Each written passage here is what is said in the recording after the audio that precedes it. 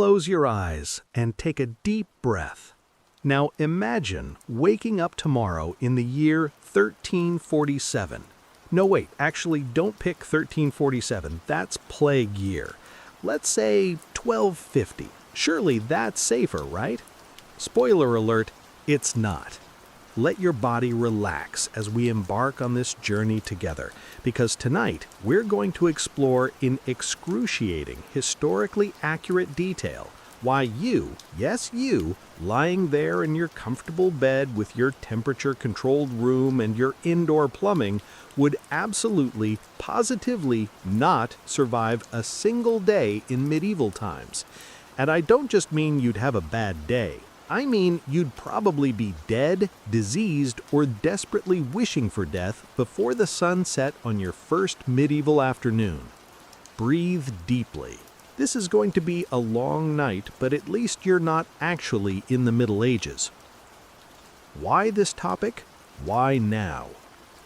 You've probably seen the movies. Knights in shining armor, fair maidens in castle towers, jesters entertaining at lavish banquets, monks peacefully copying manuscripts in candlelit monasteries.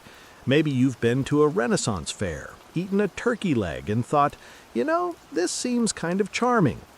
Let me stop you right there. Medieval times were not charming. They were not romantic, they were not simpler times where people lived in harmony with nature and each other. They were brutal, disgusting, painful, disease-ridden, and so thoroughly unpleasant that if you could actually send someone back in time, it would violate the Geneva Conventions. Feel yourself sinking deeper into your mattress, a luxury that wouldn't exist for another few centuries.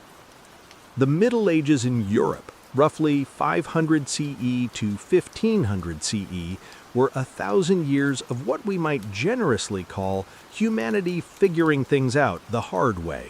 And by figuring things out, I mean dying in massive numbers from preventable causes while living in conditions that would make a modern prison seem like a 5-star resort. Now, I can already hear the medievalists among you preparing your, well, actually comments. Yes, the Middle Ages weren't uniformly terrible. Yes, there were regional variations. Yes, some people in some places at some times had relatively okay lives. Yes, there were genuine achievements in art, architecture, philosophy, and technology. But here's the thing. You wouldn't be one of those people having a relatively okay life, because statistically speaking, you'd be a peasant. And peasant life was spectacularly awful. Let yourself drift as we explore just how awful. The Middle Ages lasted 1,000 years and covered everything from Iceland to Jerusalem, from Ireland to the steppes of Asia. Obviously, life in 9th century Scandinavia was different from 14th century Italy. A Venetian merchant lived differently from a Scottish shepherd.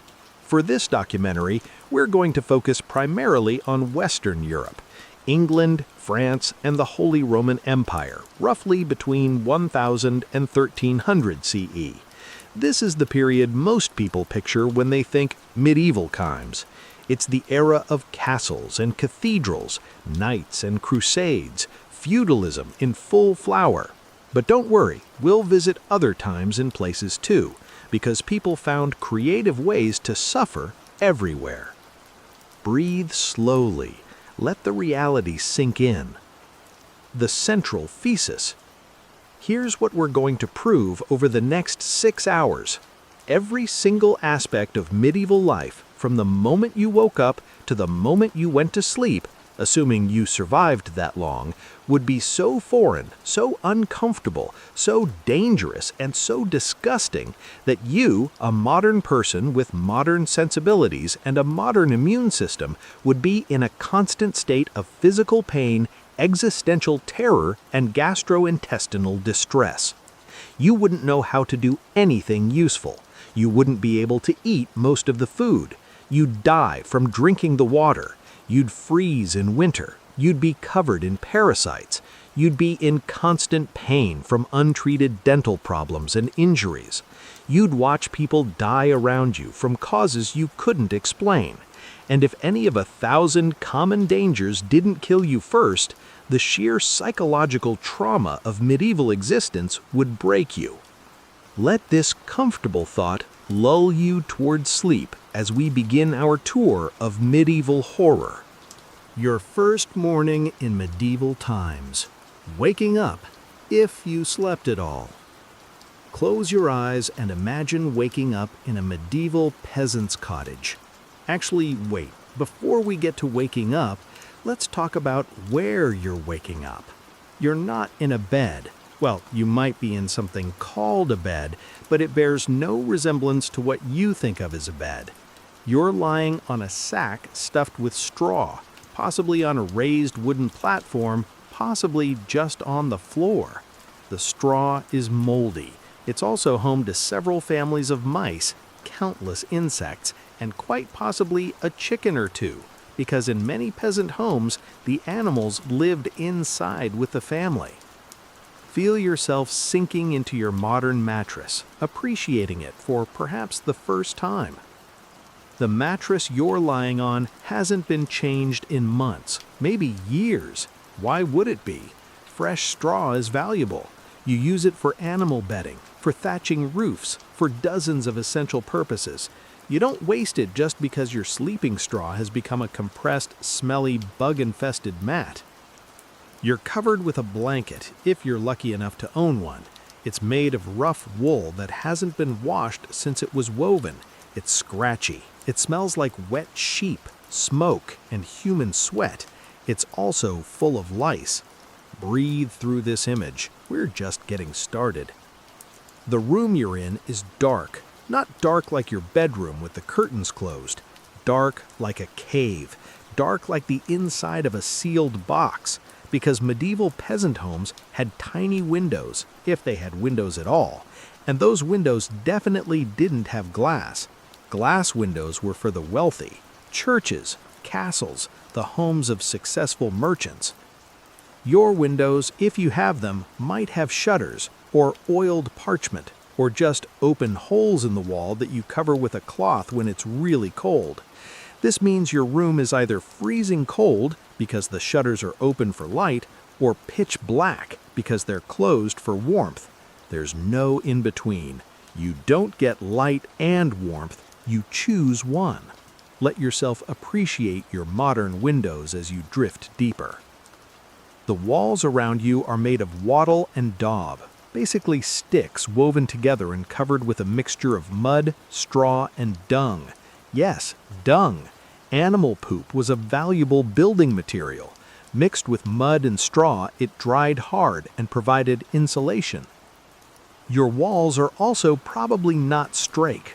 Medieval peasant construction wasn't known for precision. The walls lean. The floor is uneven, just packed earth, getting muddy when it rains because your roof leaks. The ceiling is low enough that you probably can't stand up straight if you're of average modern height. And the smell. Oh, the smell. Breathe slowly, appreciating your odor-free bedroom.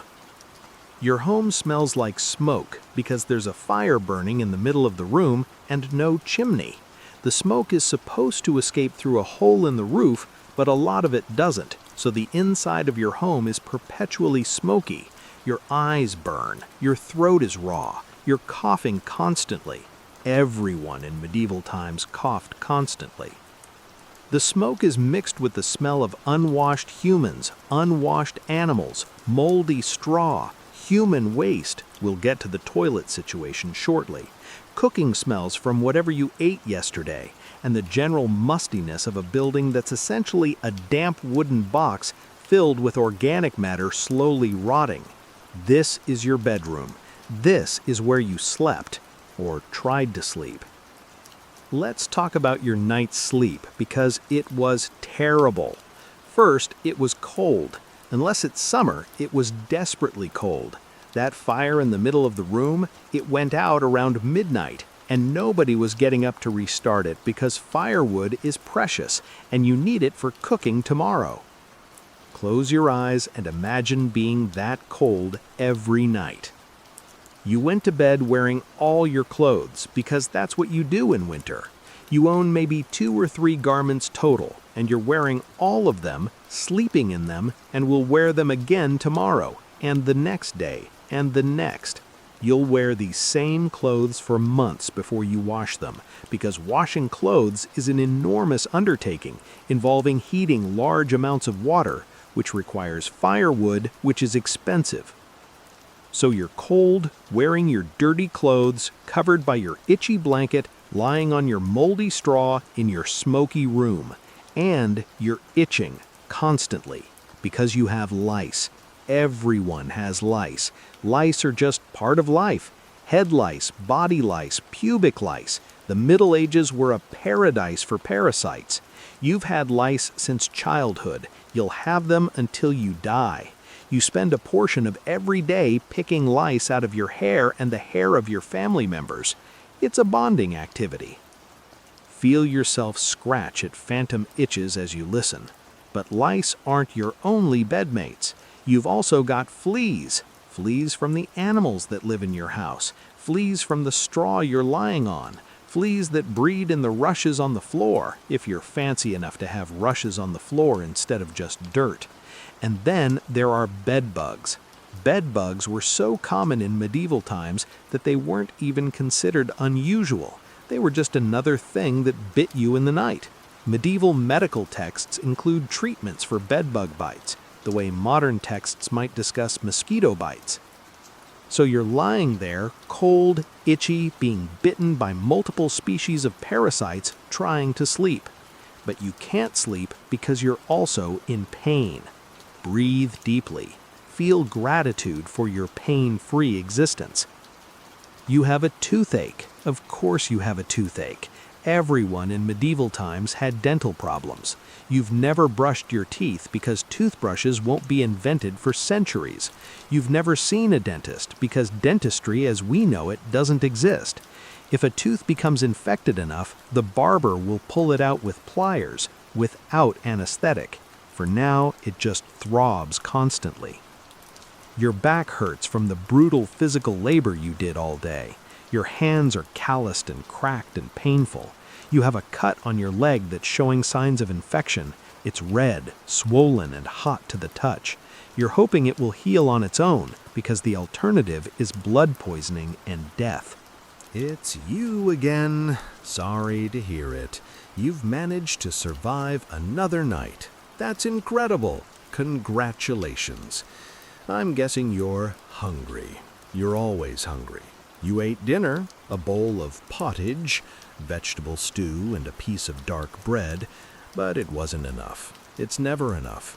You're always slightly malnourished, always thinking about food, always feeling that gnawing emptiness in your stomach. And you need to pee.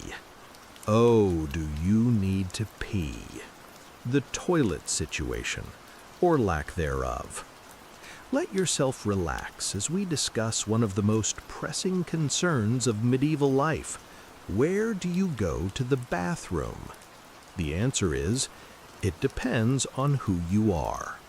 If you're a peasant, which you almost certainly are, you have several options, all of them terrible.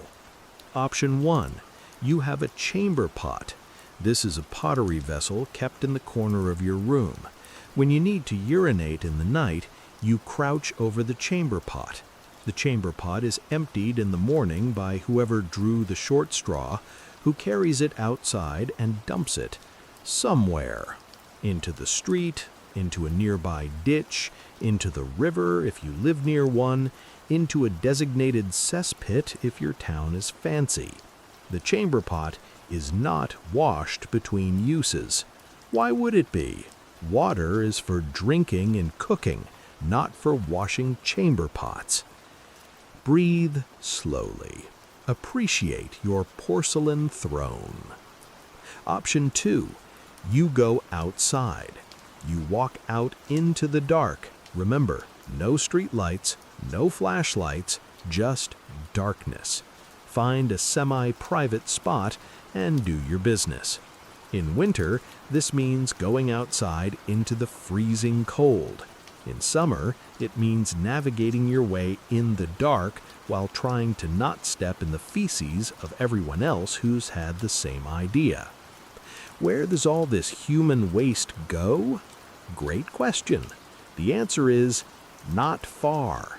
It just stays there, in the street, in the ditch, accumulating, creating a layer of filth that makes medieval towns smell like open sewers. Because that's what they were, open sewers. Now, if you're wealthy, a noble living in a castle, you have something slightly better, a garderobe. This is a small room built into the castle wall with a hole in the floor. You sit on the hole and your waste drops down the outside of the castle wall. That's it. That's the fancy option, a hole in the wall. Let yourself feel grateful for your modern bathroom. Some castles had garderobes that emptied into a cesspit at the base of the castle, which had to be cleaned out periodically by the unluckiest servants in the castle. Some garderobes just emptied out onto the ground outside the castle walls, where the waste piled up. There's a famous story about a German king who died when the floor of his garderobe collapsed and he fell into the cesspit below and drowned in sewage.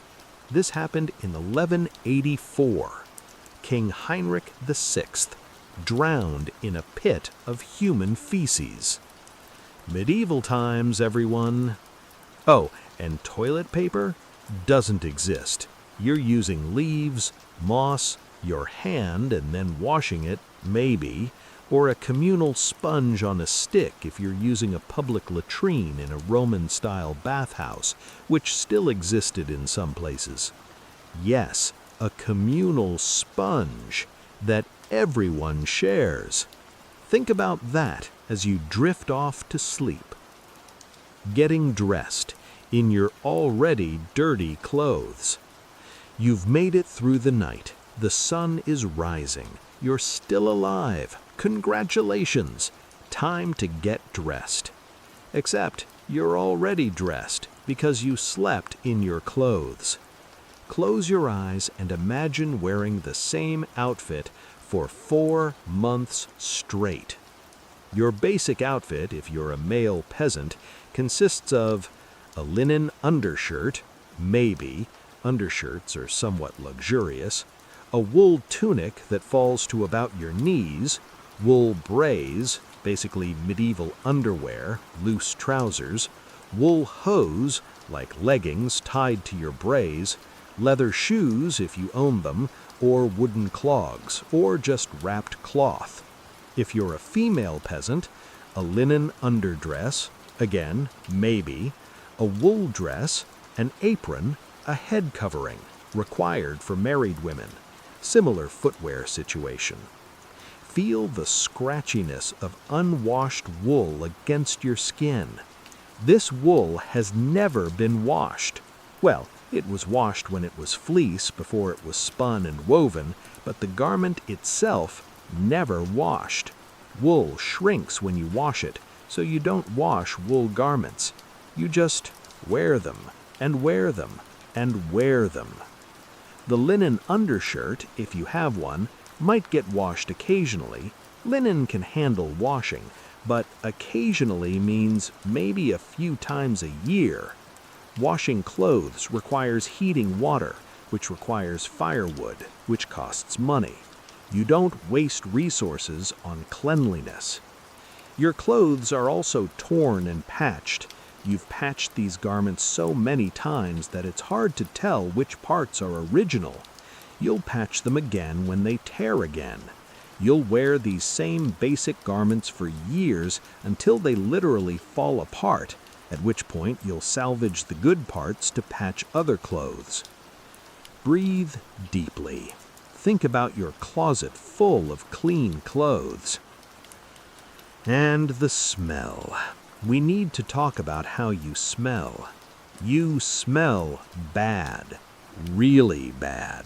You smell like someone who hasn't bathed in months because you haven't, who's been wearing the same clothes for months because you have, who's been sleeping with animals because you are. You smell like smoke because everything smells like smoke. You smell like the animals you live with. You smell like your own body odor intensified by months without bathing. But here's the thing. Everyone smells like this. This is just what people smell like. You don't even notice it anymore. It's the baseline odor of humanity.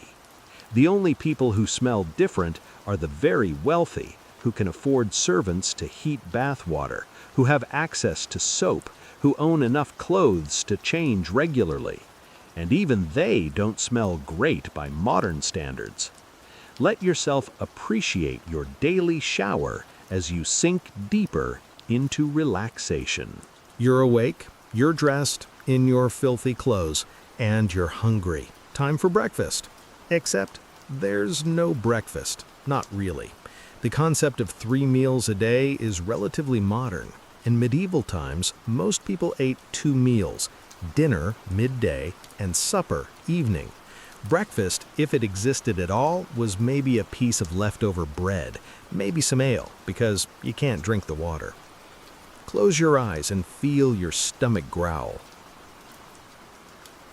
But you're so hungry. You've been hungry since yesterday, so you gnaw on a piece of dark, hard bread from yesterday's baking. The bread is dense and chewy and tastes faintly of mold because, well, it's moldy. A little mold never hurt anyone, right? Spoiler, it definitely did hurt people. Ergot poisoning from moldy grain caused hallucinations, convulsions, and death. But you don't know about mycotoxins, so you eat the moldy bread anyway. You wash down the bread with some ale, not because you want ale for breakfast, but because the water will kill you. Let's talk about the water situation. Why you can't drink the water. Medieval water sources, wells, rivers, streams, were contaminated, horrifically contaminated. Remember all that human waste we discussed? It's getting into the water.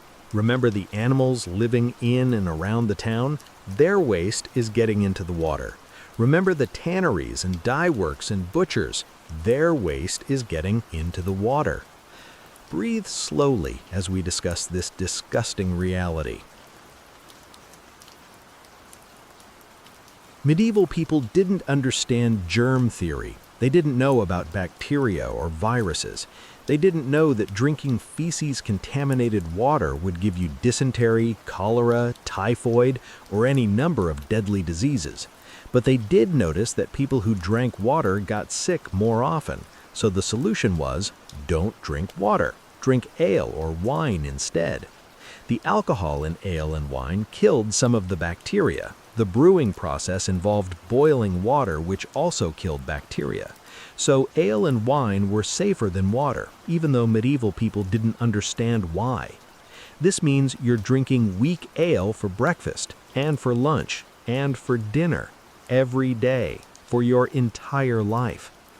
Feel yourself appreciate your clean tap water. Even children drank ale. Medieval ale was weaker than modern beer, maybe 1 to 3% alcohol, so you wouldn't get drunk, but you'd have a constant low-level buzz going at all times.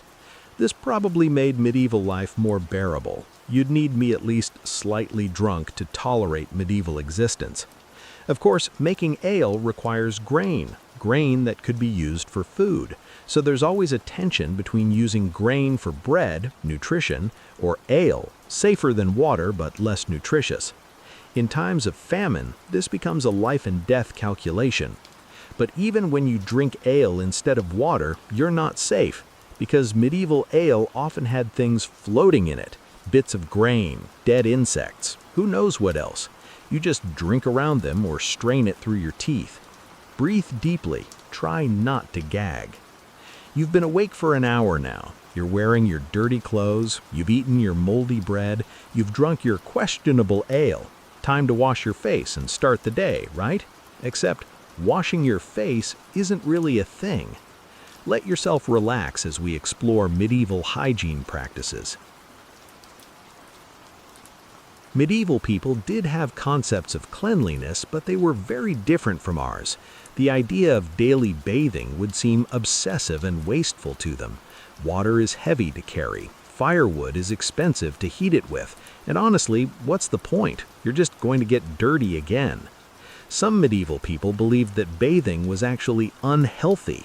The idea was that water opened your pores, making you vulnerable to disease. This belief intensified after the Black Death, when public bathhouses were blamed for spreading plague. So you don't wash your face. You definitely don't wash your hands, unless they're visibly filthy. You'll go days, weeks, or months without bathing your entire body. Wealthy people might bathe a few times a year. They'd have servants heat enormous amounts of water, fill a wooden tub, and they'd soak.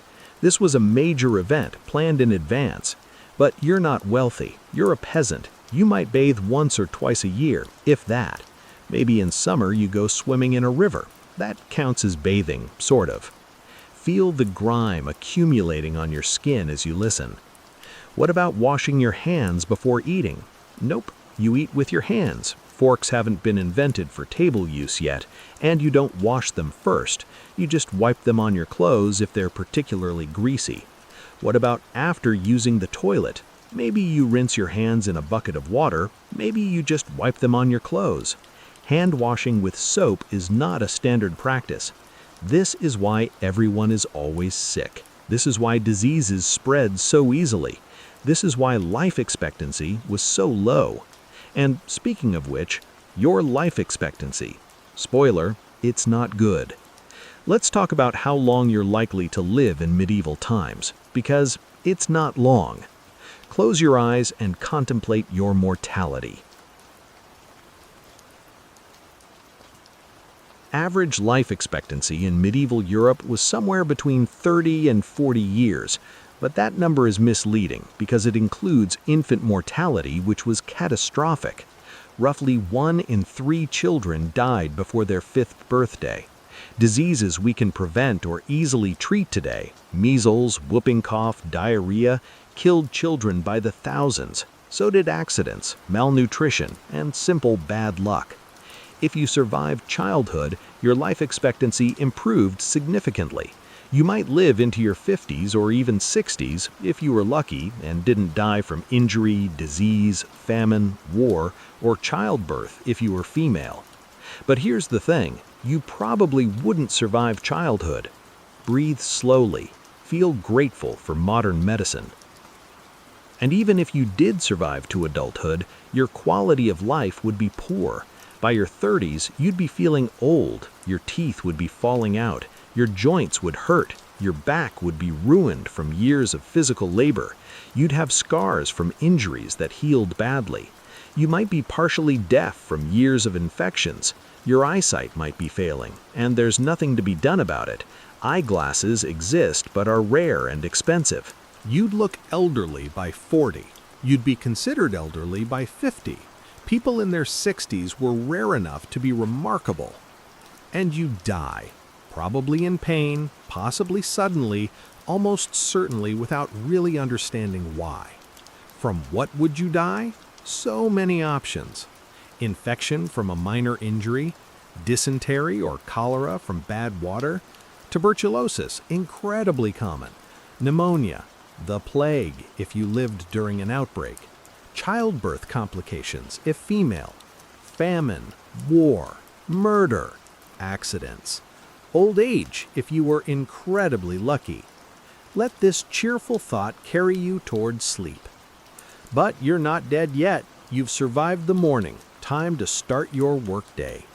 Close your eyes and prepare yourself for the most exhausting day of your life. What do you do for a living in medieval times? Well, statistically speaking, you're a farmer. About 90% of medieval people worked in agriculture. So unless you're extraordinarily lucky, you're a peasant farmer.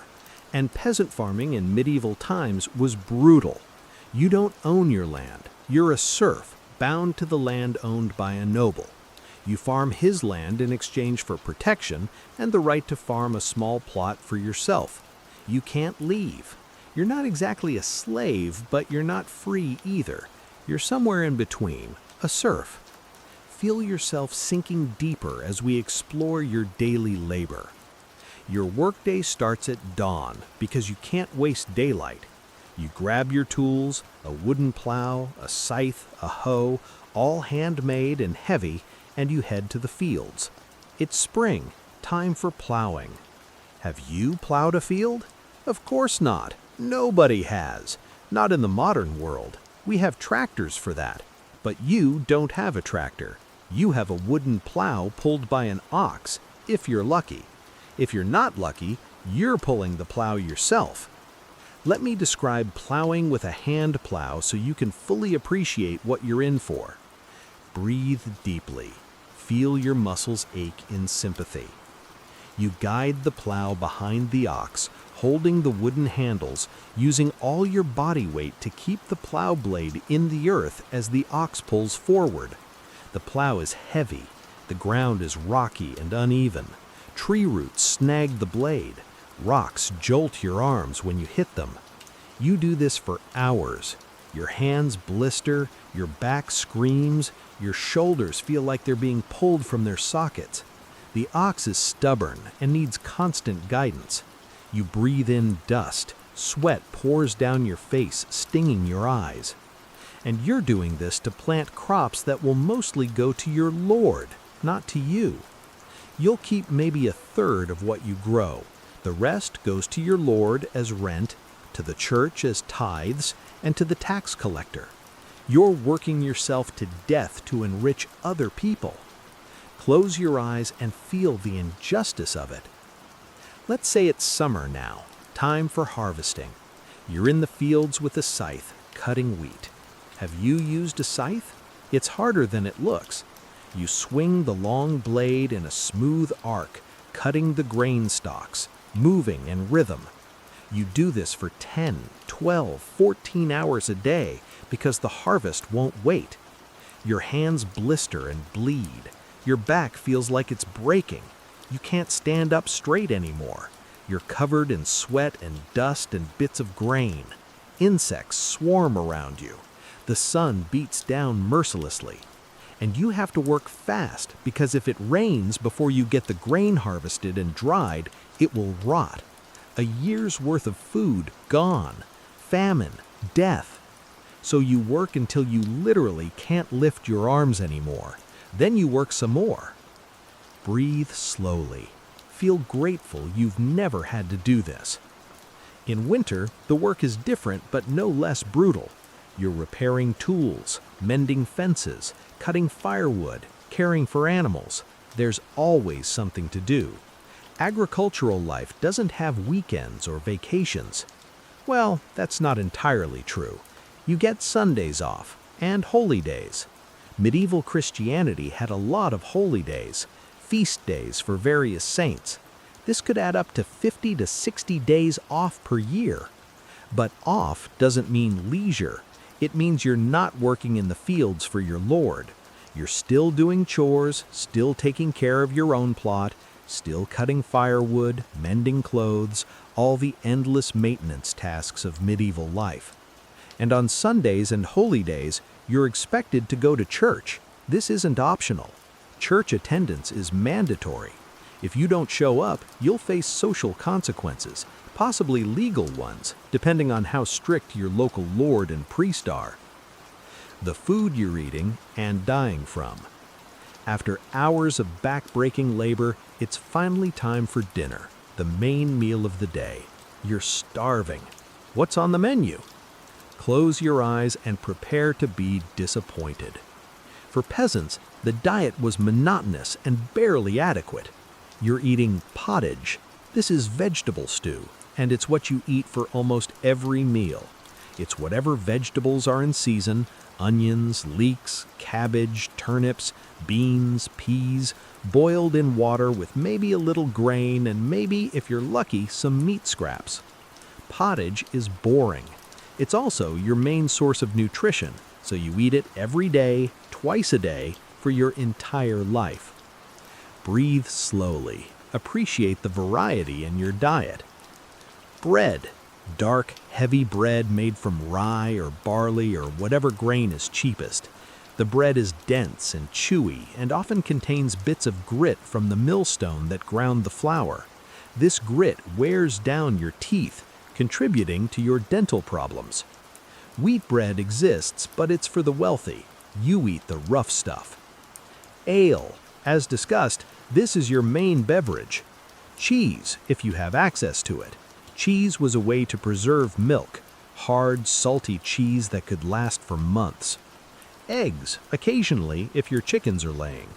Meat, rarely. Meat is expensive. You might have salt pork or bacon on special occasions. Maybe chicken if a hen stops laying. During Lent, 40 days before Easter, you don't eat meat or eggs or dairy, just vegetables and fish if you can get fish. Feel your stomach growl as you listen. What are you not eating? No sugar. Sugar is a luxury import, more expensive than you could ever afford. If you want sweetness, you use honey if you can get it. No spices, except maybe salt and whatever herbs you can grow. The spice trade exists, but spices are for the wealthy. You're not putting black pepper on your food. You've never tasted cinnamon. No chocolate. Chocolate won't arrive in Europe for another few centuries.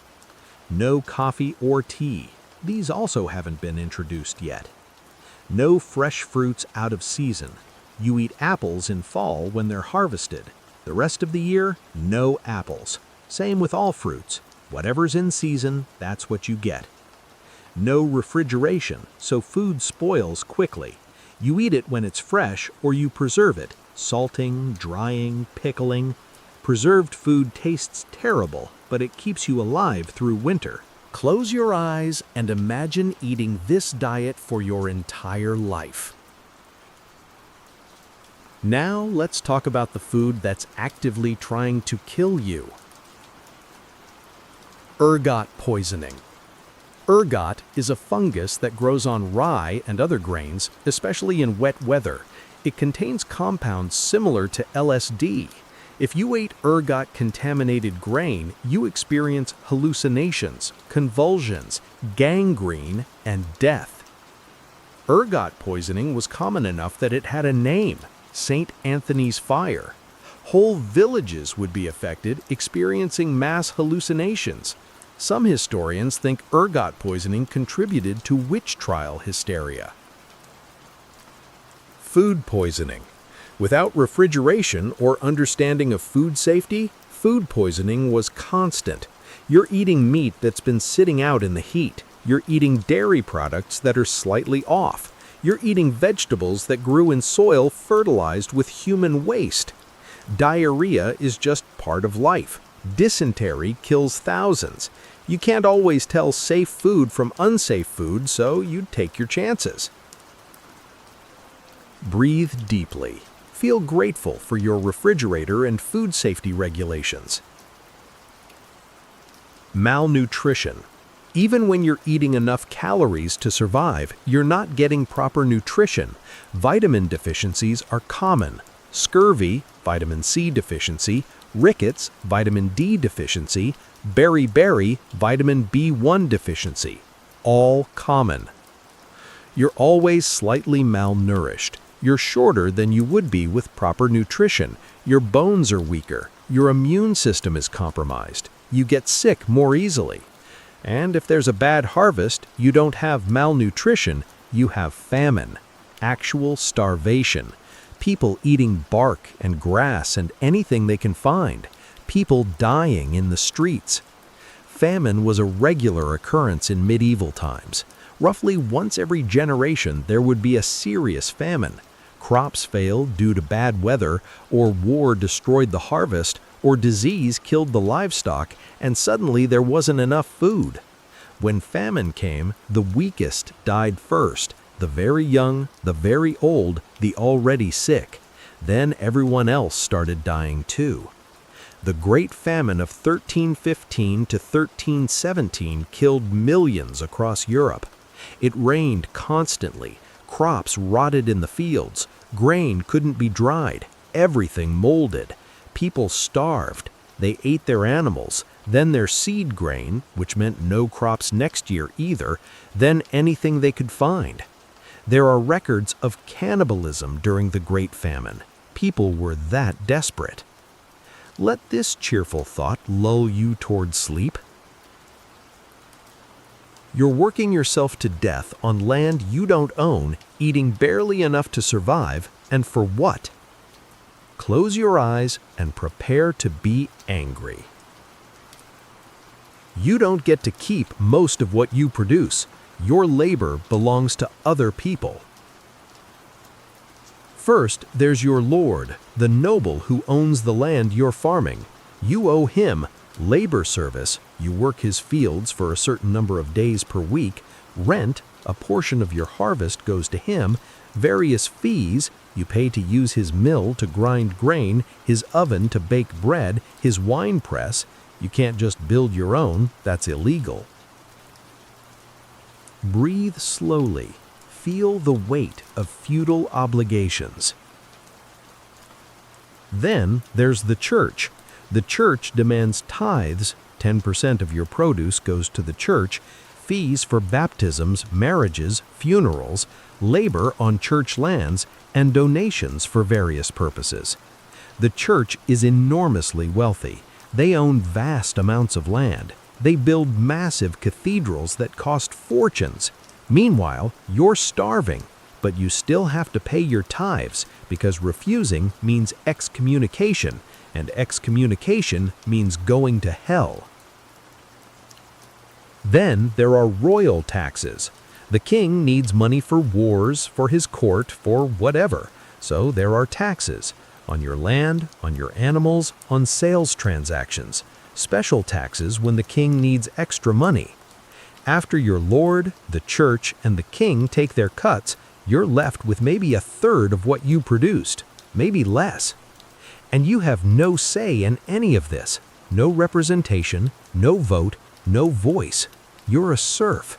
You exist to work and pay taxes and die. Feel yourself sinking deeper into your comfortable bed, grateful for democracy.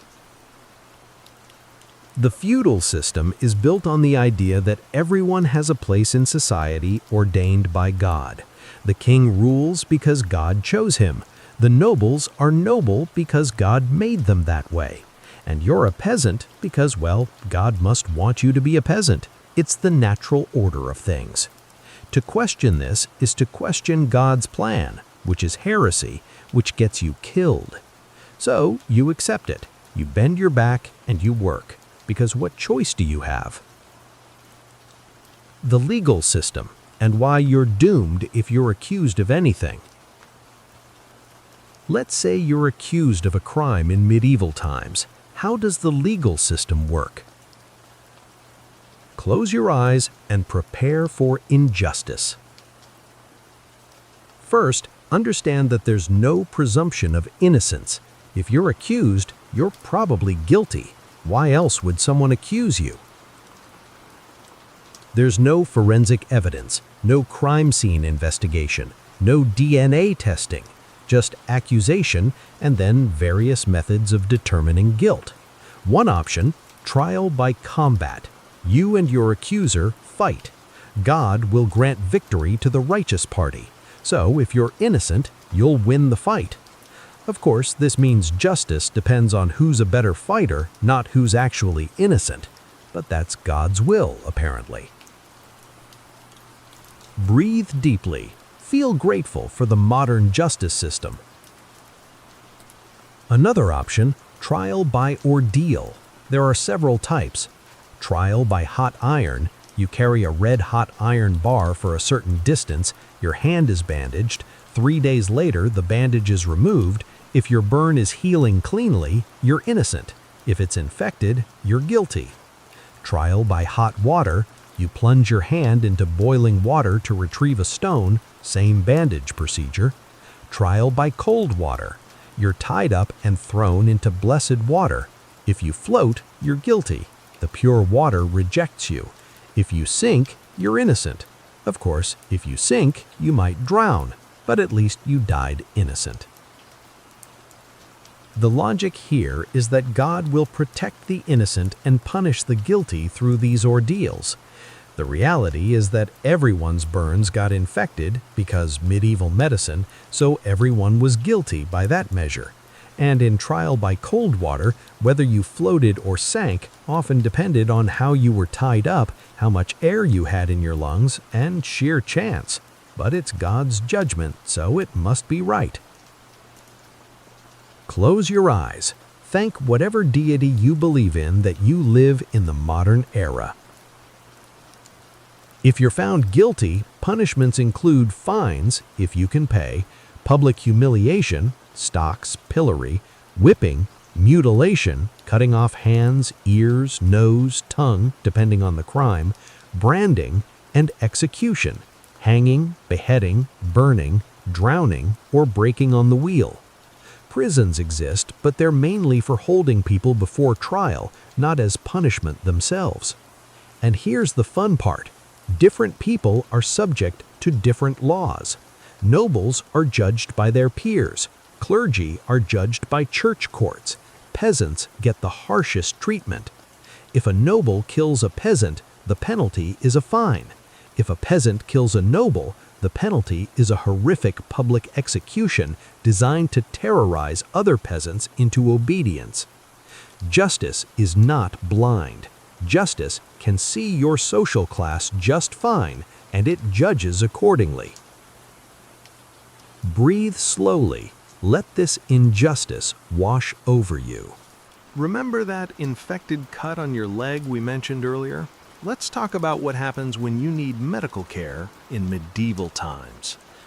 Close your eyes and prepare for medieval medicine. First, understand that medieval medical theory is based on the 4 humors: blood, phlegm, yellow bile, and black bile. Disease is caused by an imbalance of these humors. Treatment involves restoring balance. How do you restore balance? Several methods.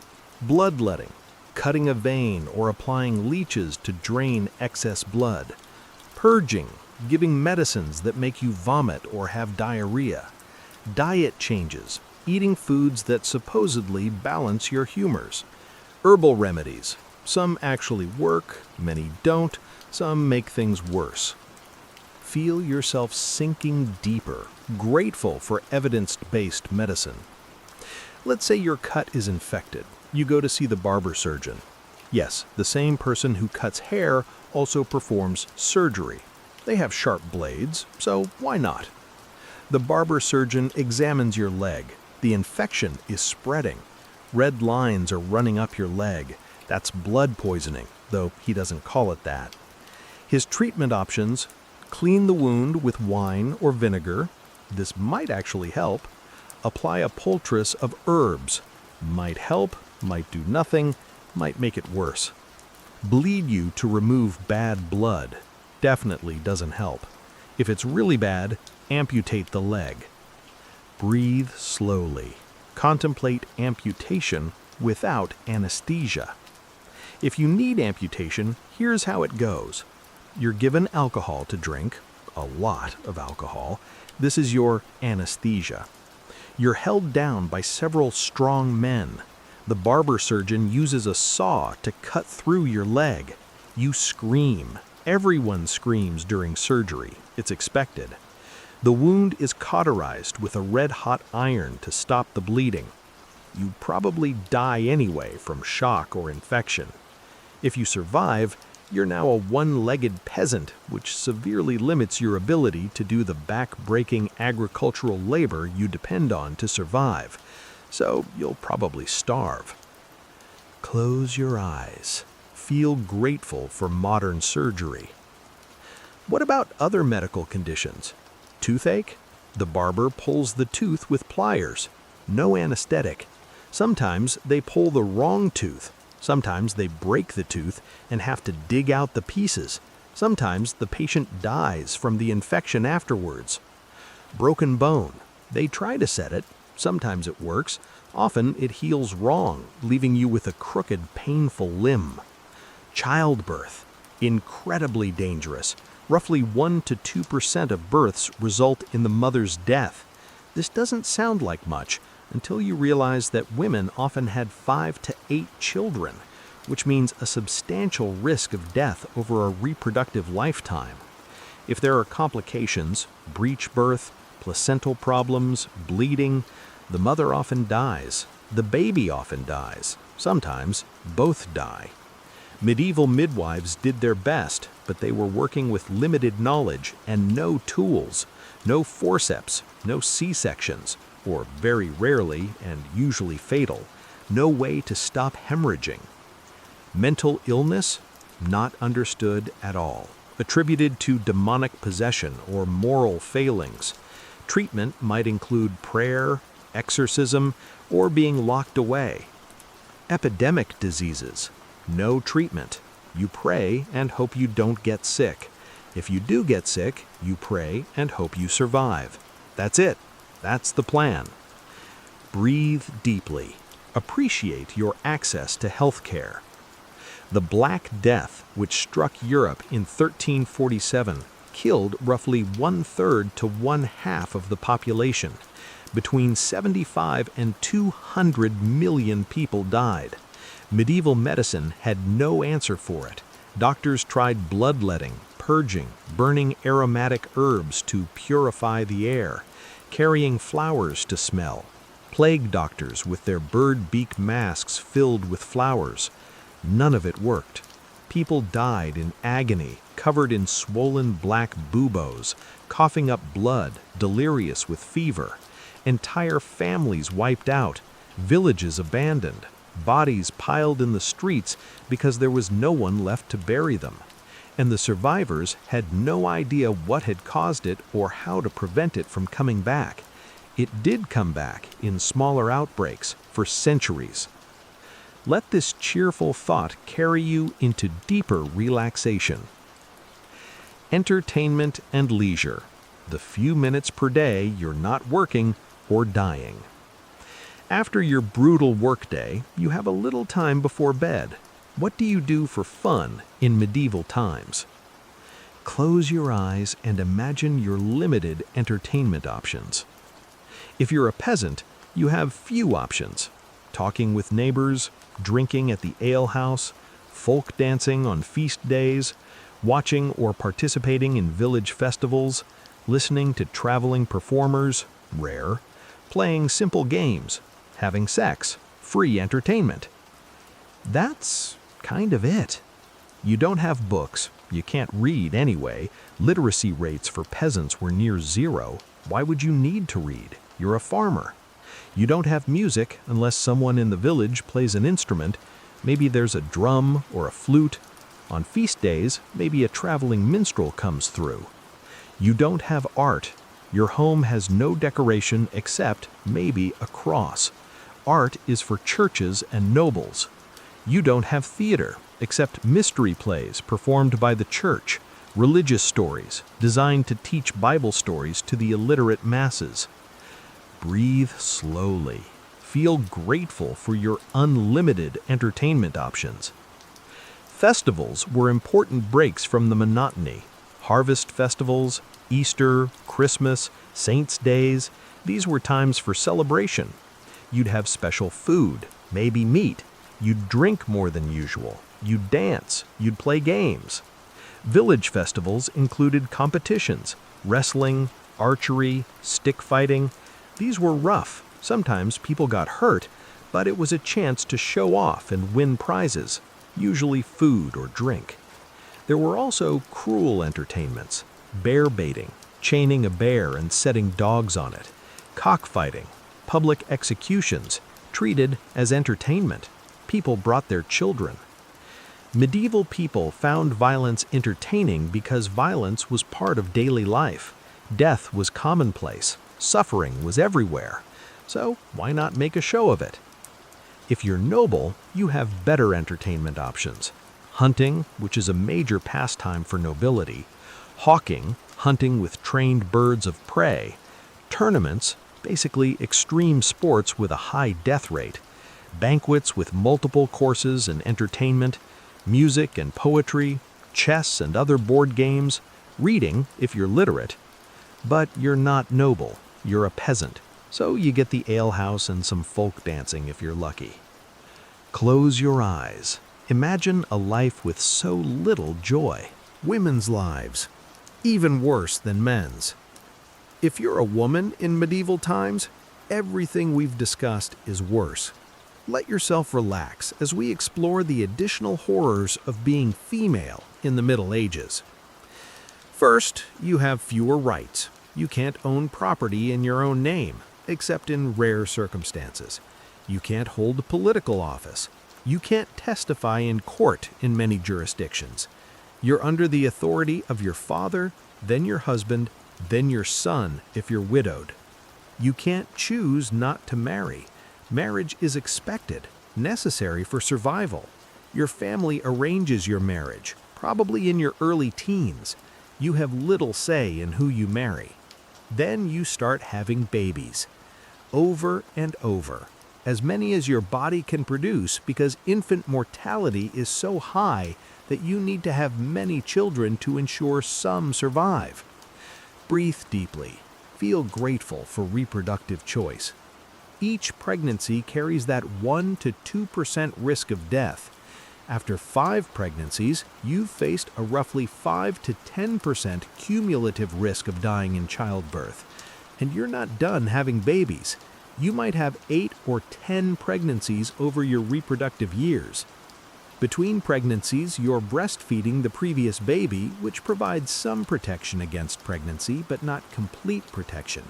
You're exhausted. Your body is wrecked from repeated pregnancies. Your teeth are falling out. Pregnancy depletes calcium. You might have a prolapsed uterus, common from repeated childbirth. You're in chronic pain. And you're still expected to do all the regular peasant labor.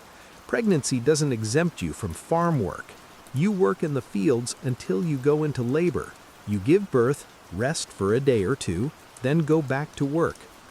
You're also responsible for cooking, labor-intensive without modern appliances, brewing ale, a woman's job, making cheese and butter, preserving food, making clothes, spinning wool, weaving fabric, sewing garments, all done by hand, cleaning, what little cleaning is done, raising children, tending the kitchen garden, taking care of small animals, chickens, pigs. Close your eyes. Feel the weight of all this labor. You're working from before dawn till after dark every day, managing the household while also doing farm work. You never rest. And if your husband dies, you're in trouble. You might be able to continue farming his land, or you might be forced off it. You might be pressured to remarry quickly, whether you want to or not, because a woman alone is vulnerable. If you remain unmarried, your options are living with relatives, if they'll take you, becoming a servant, becoming a nun if you have a dowry for the convent, begging, or prostitution. Widows often ended up begging or in prostitution because there were no other options. Breathe slowly. Contemplate the lack of choices. Oh, and if you're accused of witchcraft, which could happen if you're too successful, suspiciously so, or if you're a healer and someone dies, or if someone just doesn't like you, you could be tried and executed. Witch trials were less common in the Middle Ages than in the early modern period, 16th to 17th centuries, but they happened, and the penalties were severe: burning at the stake, hanging, drowning. Being a woman in medieval times was dangerous, exhausting, and offered virtually no autonomy. Let this grim reality lull you toward sleep. Disease, the constant companion. Close your eyes and prepare for a tour of medieval diseases, because there are so many and they're all terrible. We've mentioned the Black Death, the big one, the plague that killed a third to half of Europe. But the plague wasn't a one-time event. It came back, again and again, in smaller outbreaks for centuries. Bubonic plague, pneumonic plague, septicemic plague, all devastating, all agonizing, all frequently fatal. But plague was just one of the many diseases trying to kill you. Tuberculosis, TB, called consumption because it consumed you from the inside. Chronic coughing, weight loss, fever, coughing up blood, highly contagious, spread through close contact, which is unavoidable when everyone lives in tiny, crowded spaces. No treatment. You just wasted away over months or years. TB was one of the leading causes of death in medieval times. Everyone knew someone who died of consumption. Breathe slowly, appreciating your TB-free environment. Leprosy, a bacterial infection that causes skin lesions, nerve damage, and progressive disfigurement. Lepers were outcasts, forced to live separately from society, required to carry a bell to warn people of their approach. Leprosy wasn't as contagious as people thought, but they didn't know that. Lepers were treated as cursed, as being punished by God for their sins. Smallpox, caused by a virus, spread easily, killed about 30% of those infected. Survivors were often left with permanent scars, pockmarks, and sometimes blindness. No treatment, no prevention. Variolation wouldn't arrive in Europe until the 1700s, vaccination until the 1800s. You just hoped you didn't get it, and if you did get it, you hoped you survived. Measles, mumps, whooping cough, all common childhood diseases that killed thousands of children every year. Your modern vaccines have made these rare, but in medieval times, they were expected. You assumed some of your children would die from these diseases. Dysentery, the bloody flux, severe diarrhea with blood, caused by bacteria or parasites, spread through contaminated water and food, could kill through dehydration and blood loss, extremely common. Typhoid fever, another waterborne disease, high fever, weakness, abdominal pain, often fatal. Influenza, the flu, killed many, especially the very young, old, and weak. No treatment except rest and hope. Close your eyes. Feel grateful for modern medicine. Malaria. In marshy areas, malaria was common, caused by parasites spread by mosquitoes, but medieval people didn't know about mosquitoes. They thought malaria came from bad air, malaria, from swamps. Periodic fever, chills, weakness, often chronic, flaring up repeatedly, often fatal. Ergotism, St. Anthony's fire, from eating ergot contaminated grain, caused hallucinations, convulsions, gangrene. Limbs would blacken and fall off. People thought they were being burned from the inside, hence fire. Various parasites, intestinal worms, were universal. Literally everyone had worms. Tapeworms, roundworms, hookworms. You'd periodically see them in your feces or vomit and think nothing of it, just part of life. Worms caused malnutrition, anemia, abdominal pain. Sometimes they grew very long. Tapeworms could reach 20+ feet. Sometimes they migrated to other parts of the body, causing serious complications. Treatment involved herbal purgatives that might or might not work. Often the worms just came back anyway. Scurvy, vitamin C deficiency, causes bleeding gums, tooth loss, reopening of old wounds, weakness, death. Common in winter when fresh fruits and vegetables weren't available. Rickets, vitamin D deficiency, caused bone deformities, especially in children, common in northern climates with little sunlight. Breathe deeply. Feel your healthy, parasite-free body. And these are just the diseases we can identify from historical records. There were probably others we can't diagnose retroactively. The point is, you were always sick, maybe not deathly ill, but always dealing with something, a cough, a fever, an infected wound, stomach pain, parasites, skin conditions. Health was rare, illness was normal. And there was nothing to be done about most of it. You suffered and hoped you didn't die. War, because there's always war. Let's say you've survived disease, injury, famine, and all the other daily dangers of medieval life. Congratulations! Time for war. Close your eyes and prepare for medieval warfare. Medieval Europe was constantly at war. Nobles fighting each other, kingdoms invading each other, religious wars, civil wars, wars over succession, wars over territory, always war. And peasants suffered for it. When armies marched through your area, they didn't politely ask permission. They took what they wanted. They seized your crops, your animals, your stored food. If you resisted, they killed you. Armies lived off the land, which meant they stole from peasants. Your lord's army, the enemy's army, didn't matter. They all took your food. Breathe slowly. Feel the helplessness of having everything taken. Sometimes armies burned fields to deny food to the enemy. Your crops, which you'd worked all year to grow, gone up in flames. Famine follows. Sometimes villages were burned entirely. Sometimes massacres occurred. Women were raped, men were killed, children were killed or orphaned. War was brutal and total.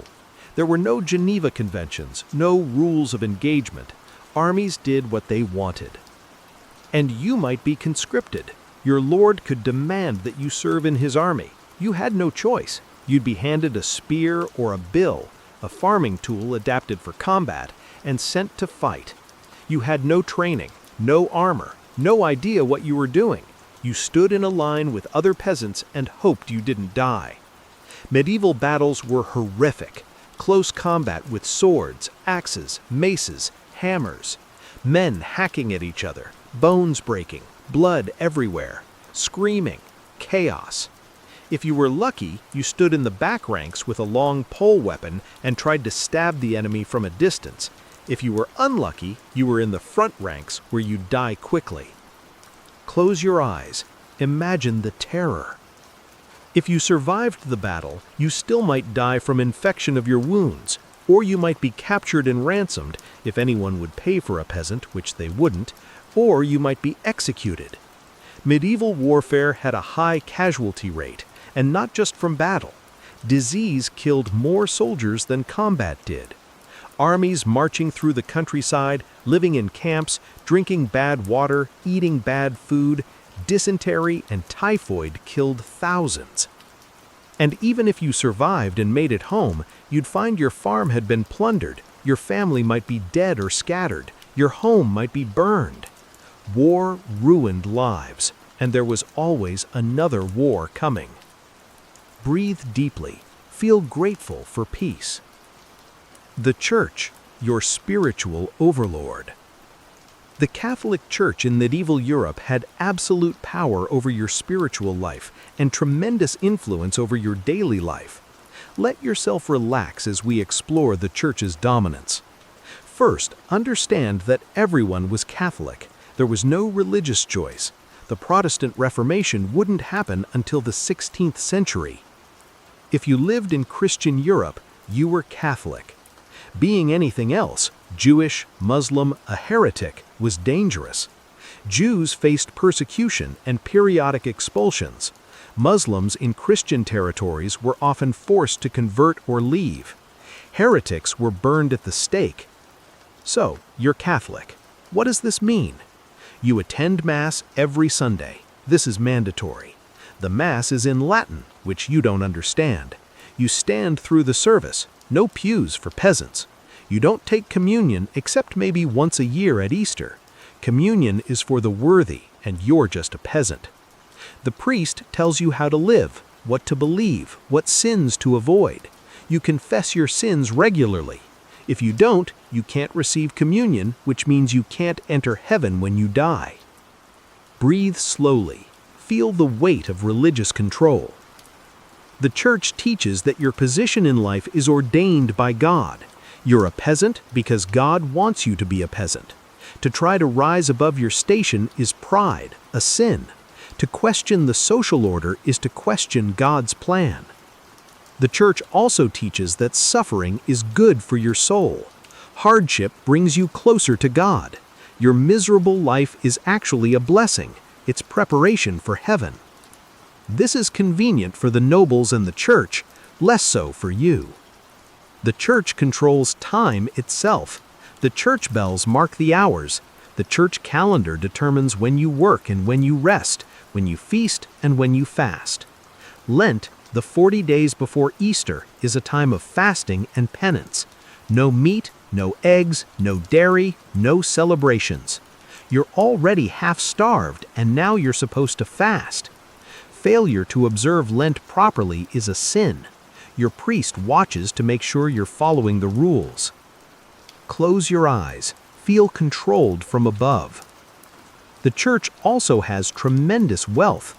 They own vast estates, collect tithes from everyone, receive donations and bequests. Meanwhile, you're starving. The church justifies this by saying they're doing God's work, praying for your soul, saving you from damnation. Your earthly suffering is temporary. Your eternal soul is what matters. And they might be right, according to their theology. If you die without confession or in a state of sin, you go to hell, forever, eternal torment. This is a powerful motivator. You pay your tithes, you attend Mass, you obey the priests, because the alternative is infinite suffering after death. The church offers comfort too: community, ritual, hope for a better afterlife. The promise that your suffering has meaning, that heaven awaits if you endure faithfully. For many medieval people, faith was genuine and sustaining. The church provided structure, meaning, and hope in a brutal world. But it also controlled every aspect of life through fear of damnation. Breathe deeply. Appreciate your religious freedom. Chapter 19. Crime and Punishment. Medieval justice is not merciful. Crime in medieval times was rampant, and punishment was brutal. Close your eyes and prepare for medieval justice. What were common crimes? Theft. Very common, because everyone was poor and desperate, stealing food, stealing animals, stealing anything of value. Punishment for theft varied by value stolen. Small theft, public humiliation, whipping, fine. Larger theft, mutilation, cutting off a hand. Repeat offenses or serious theft, execution. Murder, surprisingly common, often related to drunken fights, feuds, domestic violence. Punishment, usually execution, often by hanging. Nobles might be beheaded, considered more honorable. The condemned's property was forfeited to the lord.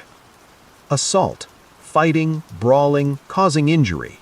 Punishment, fines, public humiliation, physical punishment. Rape, legally recognized as a crime, but prosecution was difficult. Women's testimony was often not believed. If the rapist was a noble and the victim a peasant, justice was unlikely. Punishment, when convicted, varied widely, could be execution, mutilation, or just a fine depending on social class of both parties. Heresy, believing or teaching anything contrary to church doctrine. Punishment, trial by inquisition, possible torture to extract confession, then execution by burning. Your property was seized by the church. Breathe slowly. Feel the injustice. Executions were public spectacles. The whole town would come watch. Children attended. It was entertainment and a lesson. This is what happens to criminals. Methods of execution included hanging, most common for ordinary criminals, beheading for nobles, burning for heretics, drawing and quartering for traitors, long hung until nearly dead, then cut down, disemboweled while still alive, then cut into quarters. Breaking on the wheel, limbs broken with an iron bar, then left to die slowly. Boiling, used for poisoners in some places. These weren't quick deaths. They were designed to be slow, painful, and public, to terrify potential criminals and assert the authority of the law. Close your eyes. Let the horror wash over you. There was also a lot of vigilante justice. If someone wronged you and the law didn't help, you might take matters into your own hands. Blood feuds could last for generations, with families killing each other in revenge cycles. The legal system was also corrupt. Judges and officials could be bribed. The wealthy could literally buy justice. The poor couldn't. If you were accused of a crime, your social class determined your treatment. A noble accused of murder might pay a fine. A peasant accused of the same crime would hang. Justice was not blind. Justice could see very clearly who had power and who didn't. Breathe deeply. Feel grateful for due process. Travel. Why you should never leave your village. Let's say you need to travel in medieval times. Maybe you're going to a market in another town. Maybe you're making a pilgrimage. Maybe you're fleeing something. Close your eyes and prepare for a dangerous journey. Medieval travel was slow, difficult, and dangerous. Roads. The Romans built excellent roads, but those are centuries old now and poorly maintained. Most roads are just dirt tracks, muddy in rain, dusty in summer, frozen in winter, full of ruts and holes, easy to get lost. Main roads between major cities are better, but you're probably not on those. You're on local roads, which are barely roads at all. Speed. You travel on foot because you don't own a horse. You might walk 15-20 miles per day if conditions are good, less if they're not. A journey of 100 miles takes a week or more. Dangers. So many dangers. Bandits, robbers who prey on travelers. They hide near roads and ambush people. They take everything you have and might kill you anyway. Traveling alone is suicide. You travel in groups for protection, but even groups can be overwhelmed by a large band of thieves.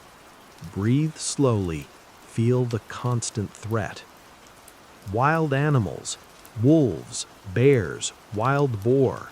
These are real threats, especially if you're traveling through forests, which you probably are since much of Europe is forested. Wolves will attack humans if they're hungry enough. Bears are dangerous if startled or if you get between a mother and her cubs. Wild boar can gore you with their tusks. You're traveling on foot with no weapons except maybe a staff or a knife, not exactly well equipped to fight off predators. Weather. If you get caught in a storm, you're in trouble. You might find shelter, a barn, a church, a kind stranger's home, or you might not. You might freeze to death or die of exposure. Disease. Travelers spread disease. You might catch something from people you meet on the road. You might bring disease back to your village. Getting lost. No maps, no GPS, no road signs. You navigate by landmarks and directions from locals. It's easy to get lost, especially in forests or at night. If you get lost, you might wander for days, running out of food and water before you find your way, or you might never find your way. Close your eyes, appreciate your GPS. Accommodation. If you're traveling for multiple days, where do you sleep? Inns exist in larger towns, but they're expensive. You might sleep in a barn if a farmer lets you.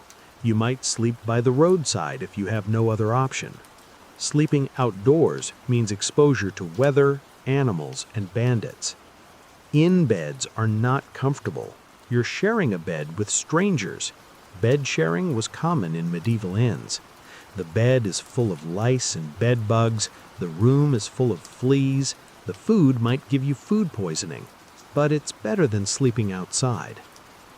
Tolls and fees. Many roads and bridges are privately owned. You have to pay tolls to cross. If you can't pay, you can't cross, or you have to find another route. These fees add up, making travel expensive. Breathe deeply. Feel grateful for free roads. Language barriers. If you travel far enough, people speak different dialects or different languages entirely. You can't understand them, they can't understand you. This makes everything harder. The point is, travel in medieval times was something you avoided unless absolutely necessary. You stayed in your village because leaving was dangerous and expensive and difficult. Most medieval peasants never traveled more than a few miles from their birthplace in their entire lives. The world was small and local. You knew your village, maybe a few neighboring villages, and that was it. The world beyond was vast, unknown, and terrifying. Let this limitation lull you toward sleep. Your modern body versus medieval reality. Close your eyes and let's talk about why your specific modern body would fail spectacularly in medieval times. Your immune system, while decent by modern standards, is completely unprepared for medieval pathogens. You've grown up in a relatively clean environment. You've been vaccinated against numerous diseases. You wash your hands regularly. You eat food that's been inspected for safety. Your water is treated and safe to drink. This means your immune system hasn't been battle-hardened the way a medieval person's would be if they survived childhood. Breathe slowly as we explore your vulnerabilities. When you arrive in medieval times and drink contaminated water, your stomach would rebel violently. Severe diarrhea, possibly dysentery. You'd be dehydrated, weakened, possibly dying within days. Medieval people who survived childhood had developed some resistance to local pathogens. You haven't. Every glass of water is a biological weapon aimed at your digestive system. The food would make you sick too. Food contaminated with bacteria that medieval people's iron stomachs could handle would destroy you. Food poisoning would be constant. Parasites. Remember all those intestinal worms? Your modern body has never dealt with parasites. Your immune system doesn't know how to respond. You'd have massive worm loads, causing severe malnutrition, anemia, possible intestinal obstruction. Breathe slowly. Feel your fragile modern body. Your teeth.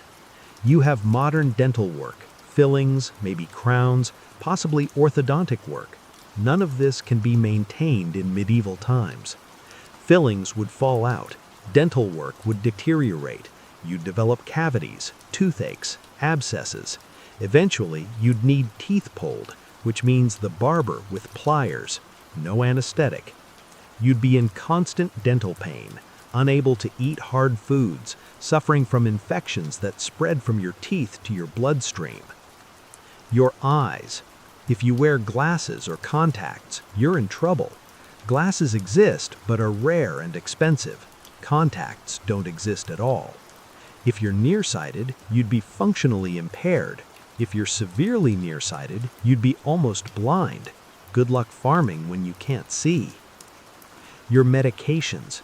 Do you take any medications regularly? Antidepressants, blood pressure medication, insulin for diabetes, thyroid medication, birth control? None of those exist. You'd go into withdrawal from antidepressants. Your blood pressure would spike. Diabetics would die. Hypothyroidism would make you sick. Any chronic condition you manage with modern medication would become unmanaged, probably with fatal results. Breathe deeply. Feel grateful for pharmaceuticals. Your fitness level. Are you in good enough shape to do brutal agricultural labor for 12 to 14 hours a day, every day, without breaks? Probably not. Most modern people aren't. You'd be exhausted within hours. Your muscles would scream. You'd develop injuries from the repetitive strain. And you can't just stop and rest. You have to work or you don't eat. So you'd push through the pain until your body broke down. Your mental health. The psychological toll of medieval life would destroy you. The constant danger, the grinding poverty, the lack of hope, the deaths all around you, the helplessness. Modern people aren't psychologically prepared for this. You'd develop depression, anxiety, possibly PTSD, and there's no treatment, no therapy, no medication. You'd just suffer.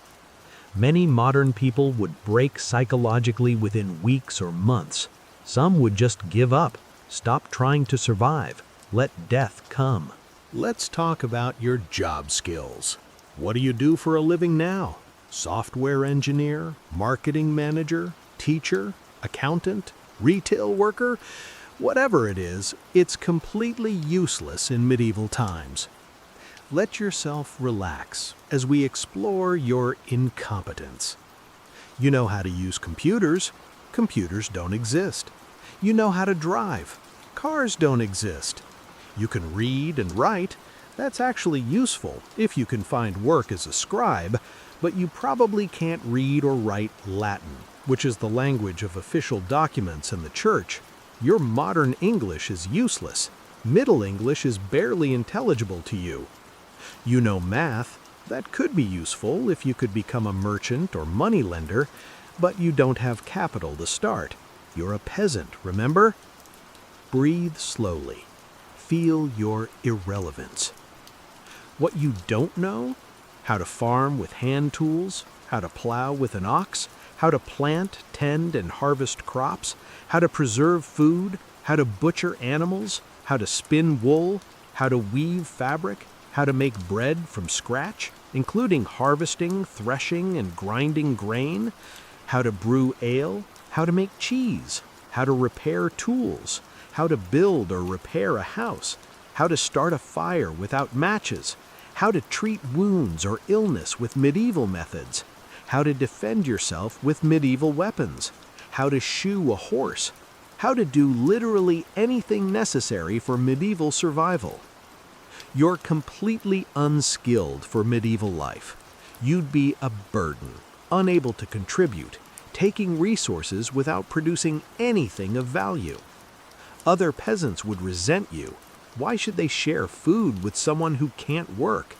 You'd be the weakest member of the community, possibly left to starve or die. Close your eyes. Feel your worthlessness. Let's say it's 1250 and you're in England. Do you speak Middle English? No, you speak modern English. These are not mutually intelligible languages. Listen to some actual Middle English from Chaucer, a bit later, but representative. When that April with his showers sote, the drought of March hath pierced to the root, and bathed every vein in switch liqueur, of which virtue engendered is the flower. You can puzzle out some of it, maybe, but you couldn't have a conversation in Middle English. The pronunciation is completely different.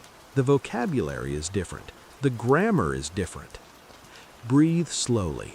Feel isolated by language. If you're in France, you need Old French. In the Holy Roman Empire, some form of German. In Italy, Latin or Early Italian. In Spain, Early Spanish. You speak none of these. You can't communicate. You can't ask for help. You can't understand instructions. You can't trade, negotiate, or navigate society. You'd be mute and deaf, functionally. You could gesture, point, hope people understand, but complex communication? Impossible. This alone would make survival nearly impossible. Close your eyes. Feel the isolation. The final countdown. How long before you die? Let's run through a realistic timeline of your medieval survival.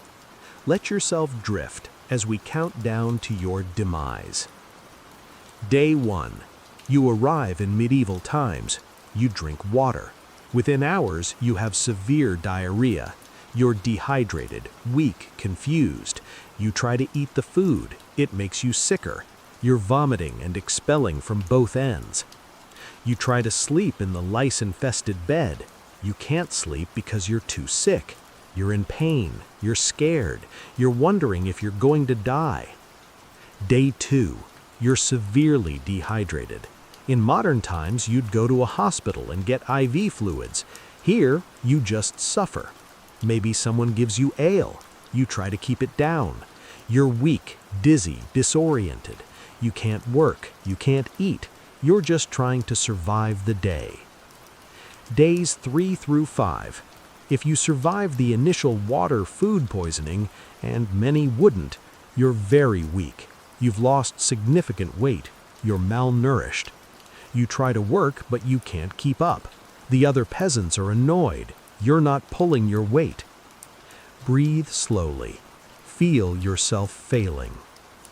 Week 2. You've developed multiple infections. The cuts and scrapes you got from trying to farm with unfamiliar tools are infected. You have a respiratory infection from the smoky air. You have a skin infection from the lice bites. You're feverish. You're coughing. You're in pain. There's no medical help coming. Week 3. One of your infected wounds has become seriously infected. Red streaks are running up your arm. Blood poisoning. You're burning with fever, delirious. The barber surgeon wants to amputate you. You refuse because you know you won't survive surgery. You're dying now. It's just a matter of days. Week 4. You're dead. Cause of death? Sepsis from an infected wound, or dysentery, or pneumonia, or any number of other causes. You lasted less than a month. They bury you in a shallow grave in the churchyard. No headstone. Those are for important people. Just a mound of dirt that will settle and disappear. In a few months, no one will remember you were ever there. Close your eyes. Accept your medieval fate. Alternative timelines. They all end badly. Maybe you got lucky. Maybe you survived the first month. Let's explore other ways you'd die. Timeline 2. You catch plague. You survived the initial adjustment period. You're weak but alive. Then plague breaks out in your village. Within days, you develop a fever. Swellings appear in your groin and armpits. Buboes. Painful and black. You're delirious with fever. You're coughing up blood. No one comes near you. They know plague is contagious. You die alone, in agony, probably within a week of symptoms appearing. They drag your body out with a hook and throw it in a plague pit with dozens of others. Breathe deeply. Feel the horror. Timeline 3. You die in childbirth, if you're female. You're a woman. You got pregnant. It was bound to happen given the lack of birth control and your husband's rights over your body. Labor begins. It goes on for hours, then days. The baby is breech. You're bleeding heavily. The midwife can't turn the baby. You die. The baby dies. Your other children are now motherless. Your husband will remarry within months. Life goes on. You're forgotten. Timeline 4. You die in war. Your lord needs soldiers. You're conscripted. You have no choice. You're handed a spear and sent to battle. You have no armor, no training, no idea what you're doing. The battle is chaos. Someone hits you with a mace. Your skull cracks. You fall. People trample you as they fight. You die in the mud, bleeding, while the battle rages overhead. No one retrieves your body. You're buried in a mass grave, if you're buried at all. Close your eyes. Accept your medieval fate. Timeline 5. You die of starvation. Bad harvest. The crops fail.